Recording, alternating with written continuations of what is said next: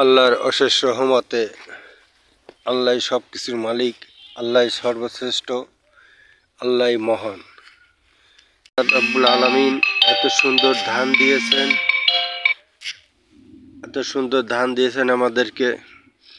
এভাবে প্রত্যেকটি খামারে, প্রত্যেক জায়গায় সবারই সুন্দর সুন্দর ধান হয়েছে দেখা যাচ্ছে এবছর। হয়তো অনেকের ধান পেকে গেছে, হয়তো এক সপ্তাহ লাগবে, অনেকের এক সপ্তাহ পরেও কাটতে হবে। এই মুহূর্তে আজকে মঙ্গলবার, যে একটা বাতাস ছাড়ছে, ওয়েদার খুবই খারাপ। জানি না আল্লাহ তাআলা কি করেন,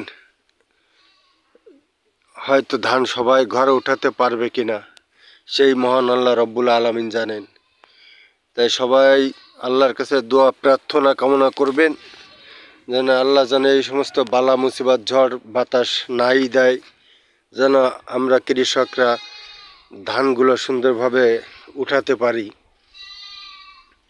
কত সুন্দর ধান এখন যদি নষ্ট হয়ে যায়, যেমন আমি নিজেই বর্গা করেছি, এই ধান যদি খারাপ হয়ে যায়, নষ্ট হয়ে যায়, তা আমার কতটা কষ্ট লাগবে, অনেক অর্থ দণ্ডি হবে, অনেক টাকা, অনেক পরিশ্রম করেছি, অনেক টাকা ব্যয় করেছি আজকে ধানের পিছনে।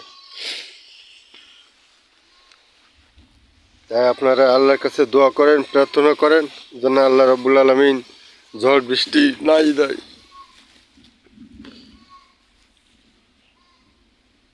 এ হচ্ছে আমার ধানের খামার। আপনাদেরকে আগের ভিডিওতে দেখাইছে কত সুন্দর হয়েছে, এখন ধান হয়ে গেছে, তারপরেও দেখেন এ হচ্ছে ধান।